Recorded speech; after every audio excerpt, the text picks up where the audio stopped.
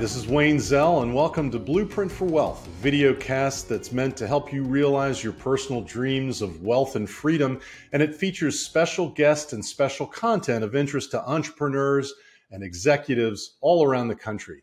Today, I'm welcoming my special guest, Jim Schleckser. Welcome, Jim. Welcome to the show. Thanks for being a guest. Thank you, Wayne. Thanks for having me, buddy. A little bit about Jim. He's the best way I can describe him is he's a man for all seasons. He's a Renaissance man. He's a soccer player. He's climbed Mount Kilimanjaro. My goodness. He is a level 1 sommelier, which, very few people can achieve. And he's an engineer, and he helped, as a CEO, he helped grow and sell a company that was worth $1.8 billion. So he knows what he's talking about.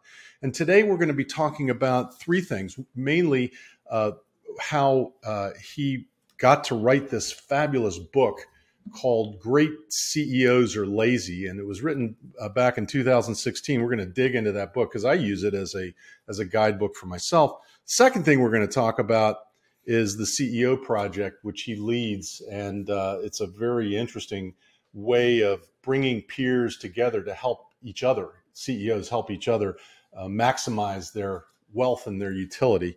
And then the last thing we're going to talk about is Jim's last book. I think it was the last book, called The Professional Drinking Book. And it's going to show us all how to drink professionally as opposed to being the amateurs that we are. There you go. Who knew it was a job? I would have applied a long time ago. I'd like to become a professional drinker someday.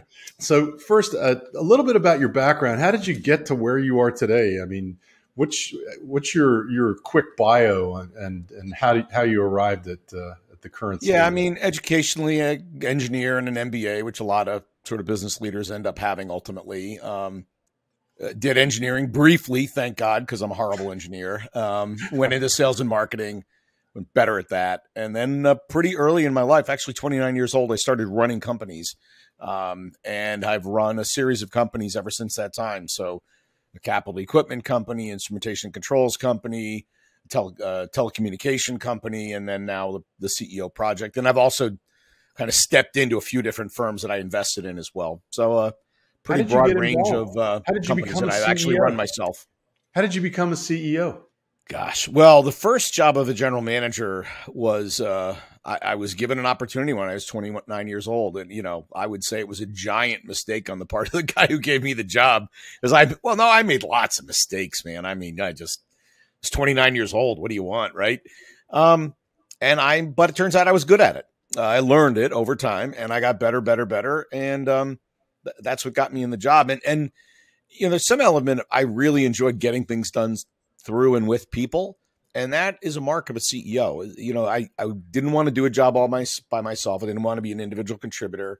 I enjoyed the intellectual stimulation of the job. I liked working with people. I liked getting a great outcome together. And, so it was a dang good job. And I like being in charge. I will admit that. That's anybody who takes that job and says they don't enjoy power, at least a little bit, is lying to you. Well, ultimately, it led you to do a variety of things, but you wrote this excellent book, Great CEOs Are Lazy, back in 2016. Yep. And it says how exceptional CEOs do more in less time. The first question that came to my mind when I'm reading this book, and I've read it a couple of times, and I use it's right by my bedside. I have it, underlined, highlighted, et cetera. How can a great CEO be lazy? I mean, tell me about that. Yeah. Well, let's start with the title was designed to catch your attention, which it did, right? It did. But the concept, and you've read the book, is that really great CEOs, and this was developed by talking to thousands of CEOs in the work that we do with advising CEOs. I could figure out if somebody was a really good CEO or a poor CEO in about 3 minutes. And one of the key questions was, how many hours a week did they work? And if the answer was 80 hours a week, unless there was something really exceptional going on, some massive acquisition or something crazy like that, then people that in a normal course of events work 80 hours a week, A, it's not sustainable, and B, they are not in control of their responsibilities. CEOs that were in control of their responsibilities were working, 40, 50, sometimes they pop out at 60 when they're traveling or whatever. And the key difference, what was the difference between these two groups of people? And it was that the people that were great CEOs and working more limited amounts of hours is that they focused on the things that really mattered, and they spent 30, 40, 50% of their time on what we call the point of constraint, or the kink in the hose, the thing that's going to dramatically change the business. And all the other baloney that we work on as CEOs, they minimized. And let me just go back for a second. I talked about having an MBA. That is the fault of our MBA education. What is when I got my degree, what they talked about is stakeholders. And so as CEOs, we all have stakeholders, our employees, our vendors, our environment, our community, our banker, all that's our investor, all our stakeholders. So what CEOs go, I got this. I'm going to just peanut butter my time. 10%, 10%, 10%, 10%, 10%. Everybody gets 10%. Everybody's going to be happy. And that is absolutely not the way to get anything interesting done. What a really good CEO goes, I'm going to minimize all of that to about 20% of my time. I'm going to spend all my time on the one or two things that absolutely will make the difference in the business. But here's the thing. Once they're done working on the things that matter, you can only put so many hours on that stuff. And they go, okay, I'm not going to expand my hours needlessly. So I'm going home, or I'm going water skiing, or I'm going to chase my dog, or whatever turns them on. And that's what I mean by lazy. They're consciously not trying to work a lot of hours and still get the job done. And do other things. Do their passion. Hopefully. Yeah. Become professional drinkers. When you say unkinking the hose, which to me is a fabulous metaphor. My first question that always comes into my mind, and I go back to the book and I try to refresh my memory, is how do you find the kink in the hose? So, and the kink in the hose is this systems model that we've got. The idea is that in any system you can name, there's what the system is supposed to do. In the case of a hose, it's supposed to put water out the end of the hose. Right. But sometimes there's a kink in the hose, and the kink prevents the system from accomplishing what it's supposed to do. So the job is follow the hose till I find the kink, unkink it, and then the hose can do its job. Well, your business is a system just like a hose is. Somewhere in your business, there's a point of constraint, a kink in the hose. So our job as CEOs is to find the kink and open it up. And if you consistently do that, find the kink and open it up, you will dramatically improve the performance of your business with the minimum amount of time required to accomplish it. So how do you find the kink? So one of the things I talk about in the book is 5 hats. And 2 of the hats, the learner hat, and this is the hat where we're going to explore new things, meet competitors, go to shows, read books, all that stuff that we do to put knowledge into our noggin, and the analyst hat, or what I think I called the engineer. No. I think called it an analyst. Oh, the architect? No. Anyway, analyst. That's what I call it now. I don't know what I called it in the book. It was a few years ago. Oh, a learner and player. Oh, so the player's the guy. Pardon me. Yeah. Both of these are under the heading of learner. Okay. Analyst is looking at documents, analyzing, gathering, doing spreadsheets. So it's data. Player, and that's all of the stuff I talked about before. I call that analyst now. It's learner in the book. Okay. The other hat you can wear to find the kink is player. And let's say, and that means go do the job. And by doing the job, you're going to pretty quickly figure out where the problem is. I give you the example I give here is if I was running a call center and geez, we're just not making our numbers. And I don't know what's going on. Like there's a kink in that hose somewhere. If I went and worked in that call center for 4 hours, taking phone calls, doing the jobs, I guarantee you that a good CEO would walk out the door and go, all right, I got a list of 10 things that I got to change. And that's going to fix the problem. Here's the problem. Here are the 10 things we're going to do to fix it. Analysts can get there too. Look at the numbers, call, we're on the call too long. We don't close at the right rate. Okay, that's what's going on. So you can do it from your desk with analysis, or you can do it through player mode. What I found is entrepreneurs and extroverts tend to like to go in player mode, like go do, be active. More introverted people tend to I'm going to analyze. I'm going to look at the documents. I'm going to figure out what's going on that way. And by the way, they both work. So either one's good. Have you found that most CEOs are extroverts or introverts? Well, they have a bias for action. Okay. So they tend to like player mode. Yeah. So even if they're introverted, they still want to go do, right? Yeah. And do you feel that a CEO has to be able to wear all five hats, be the learner, the architect, the engineer, the coach, and the Yeah. player? Yeah. So the other three hats that we talk about are architect, which is business model design. You know, am I in the right business, margin, pricing, all that just who am I Mm-hmm. selling to? Uh, Mm-hmm. Coach, do I have the right people? Are they advised correctly? Are they focused in the right areas? And then engineer, the processes I use to run my business, which include everything from values to your IT system. Look, we all got gifts, you know, some things we're good at, some things we're not good at. Hopefully you're smart enough and have enough emotional intelligence to figure out which ones you stink at. And then you go hire somebody who's better than you at and let them do it for you. There So you go. I don't think you have to be great at everything. I think you need to be like maybe passable at everything. And then if you're not really good, and that's the important thing, I'll give you an example. Like if talent was the issue and I'm running a services company and I'm not the greatest interviewer, hirer, well, I'll go find somebody who is awesome at that and let them do that for me. Got it. And in the book, you have a whole section on, it's under the learner section, becoming educated, learning as much as you can about your competitors, about the industry, about how to operate a business, how to raise money, how to finance it. There's a section on building a board of Yep. advisors usually. Yep. Tell us, the quote that really stuck with me is, "We are smarter than me." And that is so true. Yeah. I mean, unluckily I stole that quote, but it's That's all right. I don't know Whatever. who. Artistry is stealing from somebody else. So Who's smarter than you. That's right. Yeah. You know, I mean, I think all of that attributes to the idea that the more accurate mental model I have of the universe that I'm operating in, the better my plan will be, the higher probability of executing it. So, but we always need help, right? And the really smart people know that they don't know everything. That's what's really interesting about bright people. I mean, there's arrogance out there where they go, I got it. I'm more in the teaching mode than the learning mode. Well, good for you. But really good CEOs and don't. They're like, I am always willing to be humbled by what I do not know. And so in that regard, they say, maybe it'd be great to have a bunch of really smart people around me as infrastructure for me doing my job to make me better. And that's where advisory boards come in. You know, Napoleon Hill talked about it in Think and Grow Rich. He talks about building a mastermind group. Well, that's what advisory board is. And you are going to identify people with different skills to bring around you to help you think about problems in your business, issues, opportunities. And usually this precedes a formal board.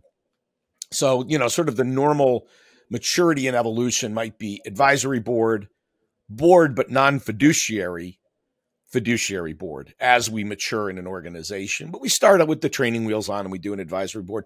Think about the skills that you want around the table when you build that board. I talk about, I think, a matrix in the book. And let's say I'm in e-commerce. I want somebody who understands China sourcing. I want to understand somebody who knows digital marketing cold, right? Maybe someone understands the space broadly, maybe worked for a competitor. So you think about all the elements I need to be smart at in my business, and that's the kind of people I want collected around me. So it's not, no offense, it's not your lawyer and your buddy and your roommate from college. Right. It's who would know things about what I maybe don't know enough about and would be able to show me things I don't know about and help me really pressure test my thinking. You can build your own and you're going to bring them together quarterly and pay them and so forth. And usually one of them's in a really nice location and to try to entice people to help you. Mm-hmm. But you can also join a CEO peer group and we'll do it for you. So we'll get into that in a minute. I know, but I view those as competitive, right? If you're going to think about an advisory board, that's roll your own. There is an option to just go buy it on a variable cost basis from somebody else who does it for you. And that would be a peer group, a well-designed peer group. Let's talk about that. The CEO Project is a well-designed peer group of CEOs. We like to think so. You initiated it years ago, and you've got people working with you all across the country, I understand, with peer groups all across the country. How did you begin to formulate this? I know there are other groups out there, I won't say the names, but there are other groups out there that try to do the same thing. Well, they'll bring together quote unquote peers within, maybe not within the same industry, but CEOs in different industries that sit around the table and try to give you advice on, based on what your issues are, your problems are, on how to solve those issues and problems. Right. How does the CEO project work, and what would you think best practice is in this regard? Yep. And I think you hit a key point of differentiation. When you're building a group around yourself, they have to have a diversity of views. There are industry organizations where I get together with other people that look like me, like kind of grew up in the industry. We all experience the same, we all think the same way. And you're not going to get breakthrough thinking from that.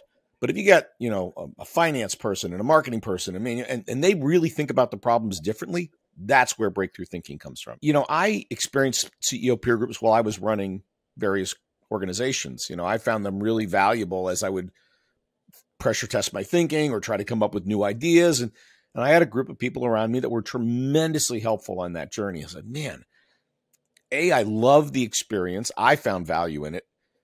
I talked about intellectual stimulation. It's massively intellectually stimulating to be in one of these. It's almost like being on a board, but like a board that you wish you were on, Mm-hmm. And so when I exited the corporate environment quite a few years ago, I looked around at, opening up a Dunkin' Donuts and all kinds of stuff. And I said, I really like that peer group business. And then that was what got me into it, and grew from 1 to 5. And now we have about 125 CEOs that we work with around the country, all different industries. We've got advisors that use the methodology I developed. The book talks a bit about some of that. Yes. And, it's been a great fit for me. And part of what I like about it, Wayne, is the ability to impact hundreds and hundreds and hundreds of thousands of people's lives through better business being done by influencing the CEOs, right? Because think about all the people that work for the people we influence. Yes. We've made all their lives better. Maybe a little teeny weeny bit, but little teeny weeny bit times 500,000 or 1 million people, it turns into a real number. So that's what I really like about it. How many CEOs typically get together in one group?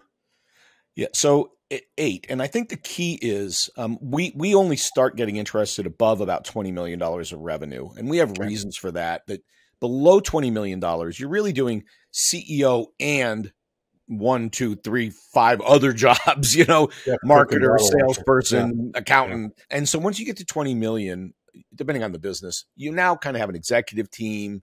You can truly be a CEO. So that's why we get interested at that level. We go up as high as 2.5 billion are our largest clients we work with. Mm-hmm. So we're a more sophisticated, for a higher caliber CEO than some of the other groups that are out there, not to pick on names. I think the key is the curation of the group that's around you. I think the size and complexity needs to be similar to yours. Why? Because the issues you face tend to repeat on size and complexity. And so if I'm with a small guy and a giant guy, and like the giant guy forgot my problems and the small guy hasn't even had them yet, right? But if they're all in that same band of size and complexity, like I'm trying to think about how to reformulate my sales compensation plan. Like, oh, geez, I did that a year ago. Let me just hand you my whole plan and you can use mine, right? That's what I mean by like, it just accelerates the path. So that's one. I think the second is the rigor of the methodology. You have to have a rigorous methodology. And this idea of focusing on the point of constraint and not wasting our time with other stuff. We don't bring in external speakers. We don't do the rah-rah stuff. That's really impactful on your business. But part of the reason why a good curated group is important is I'm going to get an impact on my issue when I get my group to help me, but then I'm going to help you. It's kind of the quid pro quo of a peer group. And I'm going to go, oh, I love how Wayne deals with these kind of problems. I'm going to steal some of his style. I'm going to learn how to be a better CEO by taking some of what you're good at and incorporating to my style. So we kind of accelerate the pace at which you become a better CEO. And then the final thing I think is important is the advisor. And there are a lot of advisors out there that were, salespeople and marketers, and, maybe they got a coaching certificate. And I got to say, particularly as you're a larger company CEO, I don't quite know how you coach somebody you've never done the job before. I'm sure there are people that can do it. I just struggled intellectually with it. So all of my advisors are CEOs. I think that's important because, coaches, in fact, the coaching methodology they teach at the coaching, when you get a coaching certificate and people make a thing of it, is they teach you to ask questions so the client discovers the answer on their own. Right. Well, I've been through that process with people. And I'm like, for God's sake, just tell me the answer. If you know it, just tell me. And so we kind of take that view. Like, if I got the answer, I'm just going to tell you the answer. And you can take it for what it's worth, but I'm going to tell you what I think. As opposed to, gee, Wayne, what would happen if we did that? You know, and let you come up with, I find it so frustrating personally. So the quality of the coach, the quality of the group, and the methods are really important, I think. So greater than 20 million in revenue generally. Yeah. And if they want to get in touch with you, obviously, how do they get in touch with you about the CEO project? You can hit the website, theceoproject.com, or you can email me at Jim Schleckser at theceoproject.com. And we'd love to chat. We're on LinkedIn and Twitter, and we're all over the place. But yeah, no, I think it's an amazing thing that, you know, you've got an agenda, you've got a mission, but you've also got a methodology that is unique. And the fact that the advisors that are helping your CEOs, you know, moderate and mediate and work together all have done it before. And that's critical. I have to agree. If you haven't done it, how do you know what to say? How do you know what to do? It'd be like you haven't been in business. Coaching you on being a better lawyer. Like, how the heck am I going to do that? I don't know. I'm listening. I got nothing, man. I got nothing. I'm running a business too, so well, it's, that I can help with a little bit. The last thing I wanted to talk about today was, you know, shifting gears a little bit. You came out with a book in, I think, 2020 or 2021. Right in the middle of COVID, baby. Right in COVID. Yeah, very appropriate.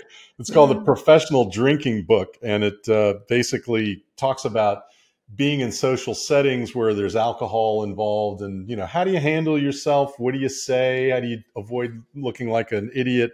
But it's also a primer on, you know, helping people build their relationships through these social settings. Yeah. And I think that's really unique. I've got a personal interest in wine. I've been reading about it and learning about it ever since my late brother-in-law, may he rest in peace, chastised me over the glass that I was using for the wine that I was drinking. Oh, that's funny. Years and years ago. So I was like, I got to learn about this stuff. So I started to learn about it, but I'm still not an expert. You're a sommelier. I mean, how did you go through that process to figure out to write this book? But, you know, first of all, why did you become a sommelier? What drove you to do that? So I've always enjoyed wine, but I didn't know what the heck I was doing. And I fell in with this group of guys that had these massive cellars.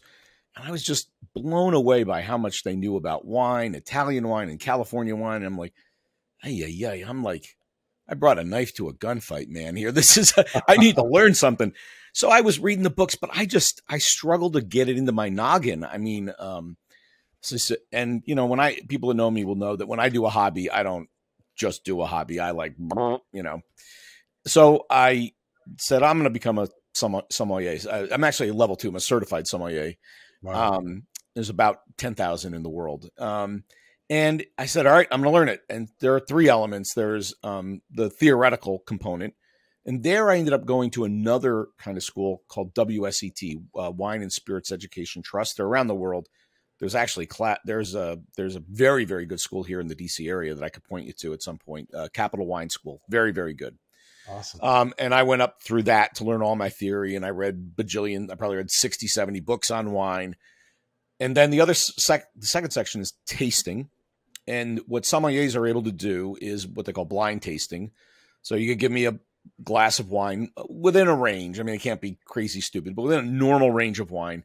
I should be able to look at it, smell it, taste it, give you the grape, the region, the age, the quality, and all the flavor profiles of the wine. And somms do that because when I'm describing a wine to you in a restaurant, I can say it's got lovely, you know, red berries and crisp, crunchy fruit, and it's got nice tannins, well integrated, and it's going to go great with your pork with, you know, reduction sauce, right? And you go, oh, that sounds great. I'll buy that bottle. They do it so they can sell the wine and give you a good experience. And then the third, and what I did there is I tasted with a tasting group in DC for about 2 years, a woman named Ellie Bechamel, who's an advanced sommelier. She's opened a restaurant called Aperio in DC.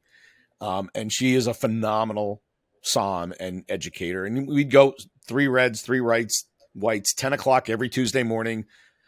We Tuesday spit. morning. We spit. Yay! We spit. Well, when are restaurant people available? You know, it's not at night. And they're still tired in the morning. So like middle morning is perfect. And we'd taste, and you'd call the wine. Okay, I get this, I get this, I get this, and you name it. It's a Sonoma County 2018 Chardonnay. Wow. That's brilliant. Well, That's and then she'll go, here's why you were wrong. And she would educate, or right, and she would educate you. And then the final bit was service. And there you are in the test, you're giving service to a master sommelier. There are only 250 of these in the world. I mean, they are, think 150 IQ applied to wine. That's a master sommelier. They're insanely good.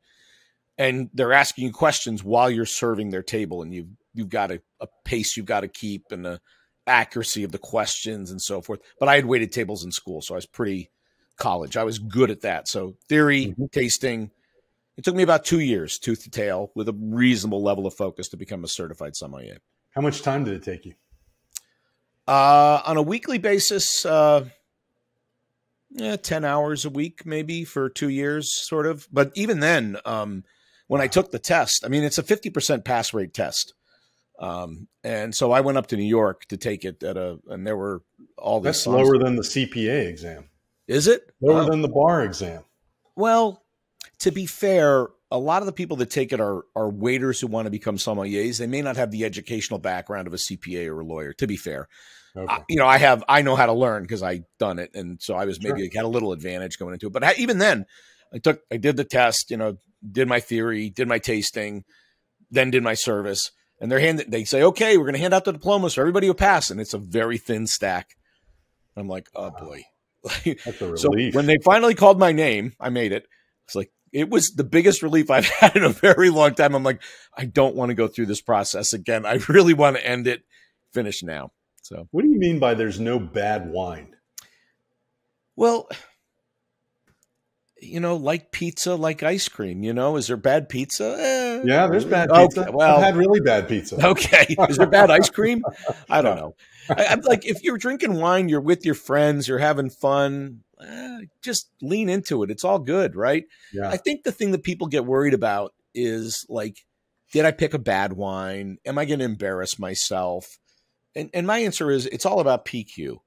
If I bought a $10 bottle of wine, I'm going to have it's going to taste like a $10 bottle of wine. There are things they have to do to make it only $10. If I buy a $50 bottle of wine, well, I darn well better expect a different experience. And if it doesn't deliver, it could still be way better than the $10 bottle and still fail to impress based on the price point. But generally for me, it's like, I'm drinking wine, I'm hanging with friends. Life is good, right? So do you give us any advice on price points and what to look for in the book? Well, 90% of all wine that's drunk in the world is below $20 a bottle. So, if you're in that $20 range, there's lots and lots and lots of good wines. I think as you go above that, you get more esoteric stuff, more artisanship, more, taste of the location, what they call terroir. Yes. And you expect more. And I do drink those bottles. So here's my quick advice. There are 7 noble grapes. Drink those. Drink those Old World. Drink those New World. I recommend this in my book. It's Jim's 14-bottle wine cellar, right? So get 1 bottle of each of the 7 noble grapes. I describe them in the book, but they're Pinot Noir, Cabernet Sauvignon, Chardonnay, so forth, Sauvignon Blanc. 7 from the New World, 7 from the Old World. Old World meaning mostly Europe. New World meaning kind of everywhere else. Taste them all. Keep some notes. And you will very quickly go, ooh, I like New World reds because they're big and juicy, and that's my palate. Great. Then buy more of that. You go, no, I like how refined the white wines are from Italy. They're from Europe. They're really elegant and tight, and I like them. Great. Now you know what you like. Go buy more of that. But I think most people don't even understand that basic, what grape do you like? What part of the world do you like? And I think that's an important first move in the wine world. Last question on wine today is one of the notes that I saw in the book was how to tip a sommelier. And I never even knew you were supposed to tip the sommelier. So I was like, oh my God, well, I've committed many faux pas. How do you tip a sommelier? Well, let's start with you don't have to. Okay. Because they share in the economics of the table. And, you've probably gone to dinner where, the dinner was $300 and the wine bill was $500, right? So yes. yeah, so they get a piece of that wine sale, so they'll be okay. But when somebody is like really plays with me and is really helpful and attentive, and on the way out, I do it in cash. I'll take 40, 20, $50. I'll give it to them. And almost always they say, you really don't have to do that. And I go, I know you did a great job and I really appreciate it. And then that's awesome. It. So that's just do it in cash, do it in later, but you don't have to. But I think if they do a great job, it's really deeply appreciated. The other tip, just real quick, is if you bring a bottle to the restaurant, which we can do in DC, not everywhere in the world you can, but if you bring like a really special bottle, it's, you know, a birthday bottle or an anniversary bottle or whatever, and you'll have them, the sommelier, open it for you. You'll pay corkage for that. But if they're looking at it, they go, ooh, it's a 1980 Chateau Petrus, and you go, if you'd like to take a little taste and bring it in the back, please feel free.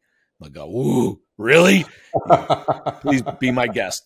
You just tipped the sommelier. Believe me, they are a happy clam. Those are great guidelines. And I'd recommend everybody, first of all, if you're an aspiring CEO, you are a CEO and you need some help, read Great CEOs Are Lazy by Jim, because it's a fantastic book. And for a little bit lighter fare, read The Professional Drinking Book, but it's got great advice. You're a great writer and I enjoy your books. We've been talking with Jim Schleckser, who is a best-selling author, but he's also a man of all seasons. So he does have an author website at jimschleckser.com, which is, you can buy the books through there or go to Amazon and find everything there. And again, I really appreciate you taking the time being on the show today. Thank you, Wayne. It was way fun. Appreciate it. And you can get this video cast and podcasts on Apple, Google, Spotify, and stay tuned for my book coming out shortly, Your Multi-Million-Dollar Exit, The Entrepreneur's Business Succession Planner, which is due out very shortly. I can't give an exact date because the publisher keeps delaying me, but very excited about that coming out. And thank you for listening to Blueprint for Wealth, and stay tuned for an educational moment right after this. Today, we're going to talk about board of advisors as well as board of directors and some of the nuances and differences between them. We'll talk briefly about what a board of advisors is and isn't, and its differences and advantages from boards of directors, the standard arrangements that you typically see with boards of advisors and the compensation arrangements for them particularly, and then how do you start to build a board? So first, what is a board of advisors? It's a group of individuals that helps the owner of a business manage the business better. That's the simplest way I can articulate that. And it's usually maybe up to 5 or so business professionals who provide advice on how the business owner can utilize the business advisor to make their business more valuable. It's an informal relationship. It's therefore more flexible than, say, a board of directors. It's used mostly in startup businesses and businesses that are growing very rapidly on their way towards an exit or an IPO. And they may or may not meet regularly, but the board of advisors or the advisor often provides one-on-one assistance to the CEO of the company or the owner of the company. It's different from a consultant or a mentor. A consultant can be an advisor, but typically the consultant performs single projects of limited duration for cash compensation, and a mentor usually acts on an unpaid basis and acts very informally in that regard. So who should serve on a board? Well, the key members are experts in a specific business or in a specific discipline that help you as the owner fill your gaps in your business. It might include a lawyer who's a legal expert.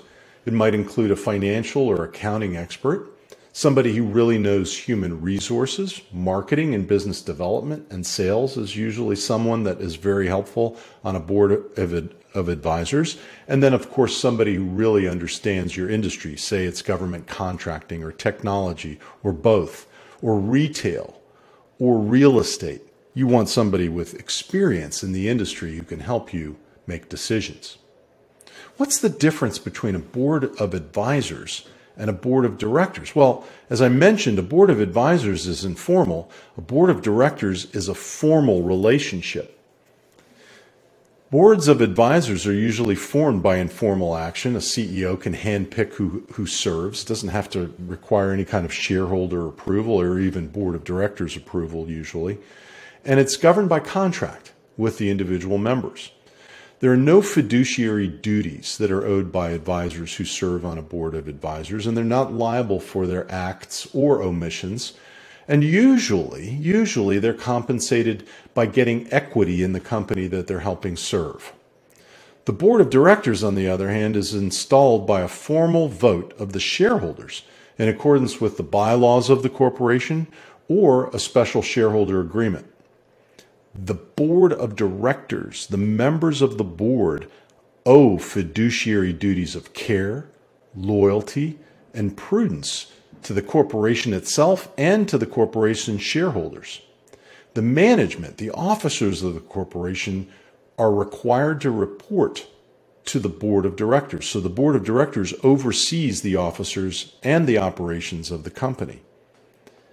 A higher risk generally involves higher cost to the corporation in the form of directors and officers insurance and higher compensation. Generally, cash fees accompany equity grants to members of a board of directors. The typical agreement with a board of advisor member includes confidentiality and non-disclosure provisions that are designed to protect the trade secrets and intellectual property of the company.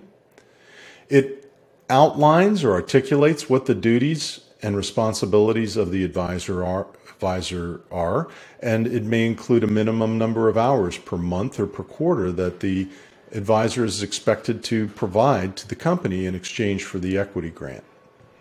They need to be available for calls with the executive team, and it'll also outline what the term of the agreement is. It might be just a one-year term with automatic renewals for up to 3 years or 5 years. And then, of course, it outlines what the compensation is. Compensation, again, usually is equity-based if there's any compensation at all. And when I say equity, it could be in the form of stock, could be stock options or stock appreciation rights or phantom stock, synthetic equity. But in the normal course, advisors who serve on the board of advisors typically don't receive cash compensation for serving on a board of advisors. And the level of equity obviously will depend on the size of the corporation, its capital structure, and the individual's background and experience that they're lending to the corporation and the CEO of the company. Usually it's between 1/4 point and 1% to compensate the advisor for serving on the board. And it usually requires vesting over time.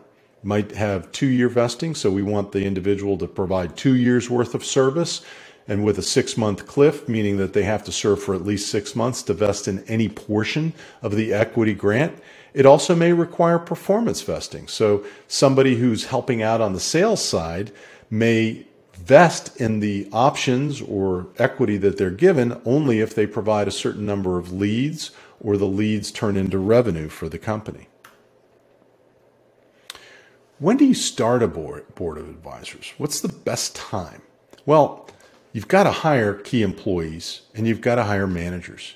You've got to ramp up your sales and marketing efforts and production if you're in producing products or you're in manufacturing. You've got to develop strategic partnerships potentially, and you may need to raise capital. You may need research and scientific expertise depending on what you're doing. All of these benchmarks are times when you may need to have somebody help you accomplish the goal of hiring the best employees, getting the best bang for your buck, and ramping up sales and marketing and so on. So the time to bring on a board of advisors generally is fairly early in the process of operating the company. Where do you find advisors? How do I find the best people to fit the model? Well, first, start with the people that you know, and then use their networks to try to expand your network and bring in the right people. But the people that I usually advise clients to talk to are their attorneys, their CPAs, other investors, people who've invested early stage, venture capitalists who've made an inquiry into trying to provide financing to you, but you may not have taken their financing yet, they may be a good source of providing individuals who can serve on a board of advisors that might lead to a venture capital event, investment bankers who can help you with the exit of your company or take you public, and others who've successfully exited the industry. So people who've been there and done that are great sources of advice. Selecting the right advisor really is who can help you the most. And the first thing you want to do in evaluating what type of advisor you need is to evaluate the gaps in your business. Do you have gaps in any of these key areas? Finance, accounting, HR? Do you need capital access? Are you looking for somebody to provide you with technical expertise or legal expertise? Then screen the candidates. Don't just let them become advisors and give them equity. Interview them. Get references from others that have dealt with them in the past. And don't just go for somebody who's got a big name, because even though they have a big name, they may not have the time to devote to your company. So availability and avoiding conflicts of interest are key. That's some guidance on building a board of advisors and the distinction between that and a board of directors. If you need help in setting up a board of advisors, give us a call at 571-203-9355 or visit us on the web for more information on boards of advisors, corporate governance, and business planning at zellaw.com. Thanks for listening to this educational moment, and join us next time for a special guest and special topic of interest to you on Blueprint for Wealth. Have a great week.